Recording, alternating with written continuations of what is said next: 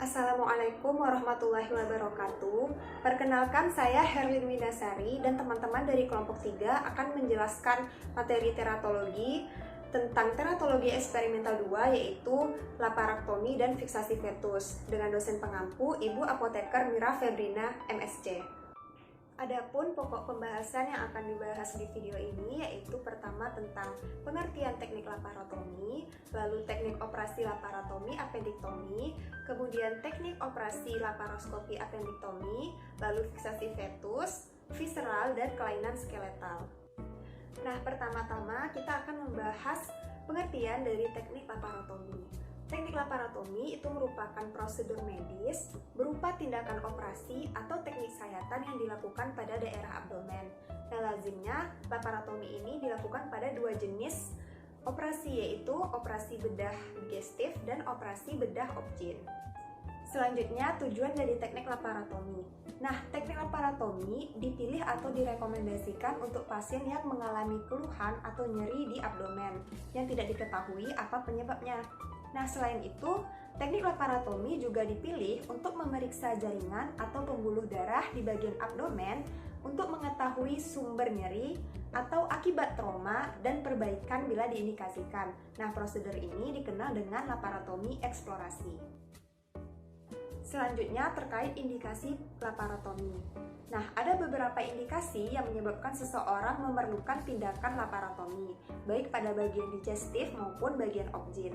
Nah, untuk bagian digestif, beberapa indikasinya antara lain trauma abdomen, ruptur hepar, peritonitis, appendisitis, perdarahan saluran pencernaan, sumbatan pada usus halus dan usus besar, massa pada abdomen, kanker kolon dan rektum, abses hepar, dan ileus obstruktif. Nah, sementara pada bagian objin, tindakan laparotomi seringkali juga dilakukan seperti pada operasi sesar. Baiklah, selanjutnya kita akan membahas jenis-jenis laparotomi berdasarkan indikasinya menurut Jito Wiono pada tahun 2010. Yang pertama yaitu adrenektomi. Adrenektomi merupakan pengangkatan salah satu atau kedua kelenjar adrenalin. Kemudian appendiktomi. Appendiktomi merupakan operasi pengangkatan appendix. Yang ketiga yaitu gastrektomi. Gastrektomi merupakan pengangkatan sepertiga distal lambung, duodenum ataupun jejunum, mengangkat sel-sel penghasil gastrin dalam bagian sel parietal. Kemudian histerektomi, yaitu pengangkatan bagian uterus. Kemudian kolektomi, yaitu pengangkatan bagian kolon atau seluruh kolon. Kemudian pankreatomi, yaitu pengangkatan pankreas. Kemudian seksio cesaria, yaitu pengangkatan janin dengan membuka dinding ovarium melalui abdomen. Kemudian siksetomi, yaitu operasi pengangkatan kandung kemih. Dan yang terakhir yaitu selvigo-ovarektomi, yaitu pengangkatan salah satu atau kedua tuba fallopi dan ovarium. Selanjutnya kita masuk ke jenis-jenis sayatan pada operasi laparotomi. Nah, di sini ada 4 jenis sayatan ya teman-teman. Yang pertama yaitu midline incision, yaitu insisi pada daerah tengah abdomen atau pada daerah yang sejajar dengan umbilikus. Kemudian sayatan yang kedua yaitu paramedian. Nah, di sini sayatannya memiliki panjang 12,5 cm, sedikit ke tepi dari garis tengah. Yang ketiga, transfer upper abdomen incision, yaitu sisi di bagian atas. Misalnya, pembedahan pada kolesistotomi dan splenektomi. Dan sayatan yang keempat, yaitu transfer lower abdomen incision, yaitu 4 cm di atas anterior spinal iliaca, kurang lebih insisi melintang di bagian bawah, misalnya pada operasi appendiktomi. Baiklah, selanjutnya yaitu jenis anestesi laparotomi. Jenis anestesi laparotomi yang sering digunakan yaitu anestesi umum inhalasi. Anestesi umum inhalasi merupakan salah satu teknik anestesi umum yang dilakukan dengan jalan memberikan kombinasi obat anestesi inhalasi yang berupa gas dan atau cairan yang mudah menguap melalui alat anestesi langsung ke udara. Jenis obat anestesi umum inhalasi yang digunakan yaitu N2O, enfluran, isofluran, dan sevofluran. Konsentrasi yang digunakan umumnya 2-3%. Kita lanjut ke prosedur tindakan laparotomi. Terdapat 2 penata laksanaan pada tindakan laparotomi, yaitu penata laksanaan pre-operasi dan penata laksanaan post-operasi.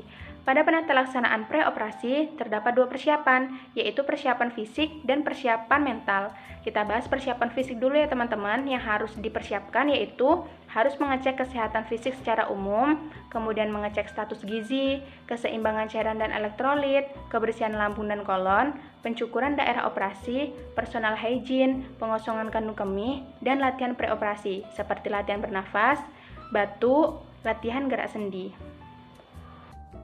Penata laksanaan preoperasi yang kedua yaitu persiapan mental. Persiapan mental merupakan hal yang paling penting dalam proses persiapan operasi, karena mental pasien yang tidak siap atau labil dapat berpengaruh terhadap kondisi fisiknya. Persiapan mental yang kurang memadai dapat mempengaruhi pengambilan keputusan pasien dan keluarganya. Sehingga tidak jarang nih teman-teman, pasien menolak operasi yang sebelumnya telah disetujui. Oleh karena itu, persiapan mental pasien menjadi hal yang penting untuk diperhatikan dan didukung oleh keluarga dan orang terdekat pasien. Nah, selanjutnya saya Zamora Melindrawita akan melanjutkan penjelasan mengenai penata laksanaan postoperatif. Nah, penata laksanaan postlaparotomi ini merupakan bentuk pelayanan perawatan yang diberikan kepada pasien yang telah menjalani operasi pembedahan perut. Nah, tujuan perawatan ini yaitu mengurangi komplikasi akibat pembedahan, mempercepat penyembuhan, mengembalikan fungsi pasien semaksimal mungkin seperti sebelum operasi, mempertahankan konsep diri pasien, dan mempersiapkan pasien pulang. Nah, selanjutnya pemeriksaan penunjang terdiri dari pemeriksaan rektum, yaitu adanya darah menunjukkan adanya kelainan pada usus besar, kuldosentesi yang kemungkinan adanya darah di dalam lambung, kateterisasi yaitu adanya darah menunjukkan adanya lesi pada saluran kencing. Nah, yang kedua ada pemeriksaan laboratorium di mana diperiksa hemoglobin, hematokrit, leukosit, dan analisis urin. Nah, selanjutnya ada pemeriksaan radiologi di mana bila diindikasikan untuk melakukan laparotomi. Nah, selanjutnya ada IVP atau sistogram yang hanya dilakukan bila ada kecurigaan terhadap trauma saluran kencing. Nah, yang selanjutnya ada pemeriksaan parasentesis perut di mana tindakan ini dilakukan pada trauma tumpul perut yang diragukan adanya kelainan dalam rongga perut. Nah, yang terakhir adalah fase peritoneal yang fungsi dan aspirasi atau bilas rongga perut dengan memasukkan cairan garam fisiologis melalui kanula yang dimasukkan ke dalam rongga peritoneum. Nah, selanjutnya ada komplikasi laparotomi. Komplikasi laparotomi yang sering ditemukan berupa ventilasi paru tidak adekuat, gangguan kardiovaskular seperti hipertensi dan aritmia jantung, gangguan keseimbangan cairan dan elektrolit, gangguan rasa nyaman, kecelakaan, tromboflebitis postoperasi, infeksi luka, dan eviscerasi luka. Nah, penjelasan selanjutnya mengenai teknik operasi laparotomi appendektomi.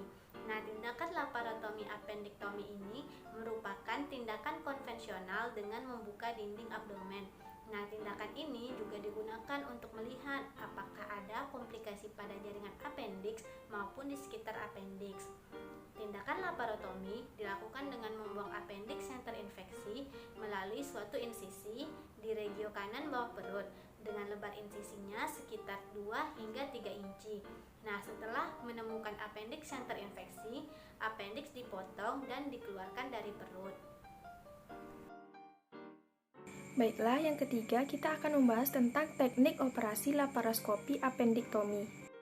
Laparoskopi appendektomi ini ialah tindakan bedah invasif minimal yang paling banyak digunakan pada kasus appendiktis akut. Dengan menggunakan laparoskopi ini pada tindakan appendektomi sehingga dapat mengurangi ketidaknyamanan pada pasien, sehingga pasien dapat menjalankan aktivitas pasca operasi dengan lebih efektif. Laparoskopi appendektomi ini juga tidak perlu lagi membedah rongga perut pasien. Metode ini cukup dengan memasukkan laparoskopi pada pipa kecil yang dipasang melalui umbilikus atau dipantau melalui layar monitor. Selanjutnya kita masuk ke teknik yang keempat, yaitu teknik fiksasi fetus. Fiksasi adalah tindakan perendaman fetus dalam larutan fiksatif. Ada dua jenis larutan yang sering dipakai untuk fiksasi, yaitu larutan Bowen dan larutan alizarin. Pada fiksasi fetus ini terdapat dua aspek yang diamati pada fetus secara morfologis. Yang pertama yaitu kelainan yang mungkin terjadi pada bagian dalam tubuh atau visceral. Yang kedua yaitu kelainan yang mungkin terjadi pada bagian pertulangan atau skeletal. Kemudian, separuh dari jumlah tiap induk direndam dalam masing-masing larutan fiksatif tadi. Misalnya, satu induk diperoleh 10 ekor fetus, maka 5 ekor fetus direndam dalam larutan Bowen dan 5 lagi direndam dalam larutan alizarin. Fetus yang direndam dalam larutan Bowen berlangsung selama 14 hari sampai diperoleh fetus yang kenyal seperti tahu, berwarna kuning, warna asam pikrat, dan mudah disayat. Sedangkan fetus yang direndam dalam larutan alizarin hanya berlangsung selama 3 hari. Hasil perendaman fetus dalam alizarin ini menghasilkan fetus dengan jaringan yang transparan, sementara semua pertulangan berwarna merah. Semua kelainan yang ada pada fetus dapat dilihat dengan menggunakan alat kaca pembesar. Kemudian dari kedua larutan fiksatif yang telah digunakan, maka dapat diperoleh data kelainan yang terjadi pada bagian visceral seperti kelainan pada langit-langit, serta kelainan pada organ jantung, hati, ginjal, ureter, dan lain sebagainya. Data pertulangan akan sepenuhnya diperoleh dari hasil fiksasi dari larutan alizarin. Nah, baiklah teman-teman, di sini saya Novelia Sukista dengan NIM 1801063 akan melanjutkan presentasi dari rekan saya. Nah, kita akan masuk ke topik pembahasan yang kelima, yaitu mengenai visceral. Nah, teman-teman, untuk dapat mengamati bagian visceral yang terlihat seperti langit bercela atau nama lainnya cleft palate, dapat dilakukan penyayatan pada fetus yang sudah direndam larutan Bowen. Nah, langkahnya yaitu pada bagian mulut dimasukkan pisau tajam dan disayat ke arah belakang hingga kepala putus. Nah, apabila dijumpai langit-langit mulut yang terbuka, hal ini menunjukkan bahwa adanya cacat cleft palate. Dan apabila langit-langit tertutup, hal ini menandakan dalam keadaan normal. Nah, bentuk kelainan visceral ini dapat diamati dengan melakukan penyayatan pada bagian otak, hati, ginjal, dan sebagainya. Nah, teman-teman, kita masuk ke topik pembahasan yang keenam, yaitu mengenai kelainan skeletal atau kelainan tulang.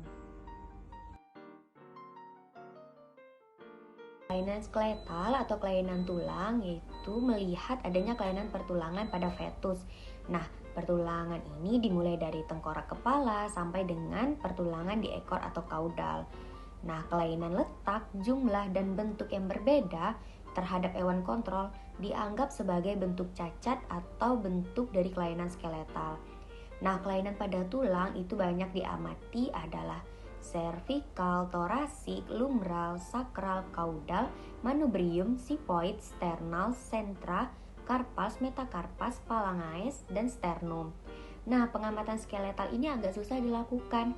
Hal ini dikarenakan spesimen di dalam larutan alizarin ini sangat rentan terhadap benda keras apabila pada saat pengambilan atau pemindahan ke tempat pengamatan. Sekian penjelasan mengenai materi teratologi eksperimental 2, laparektomi dan fiksasi fetus. Semoga bermanfaat untuk kita semua. Apabila ada kesalahan mohon dimaafkan. Wabillahi taufik wal hidayah. Wassalamualaikum warahmatullahi wabarakatuh.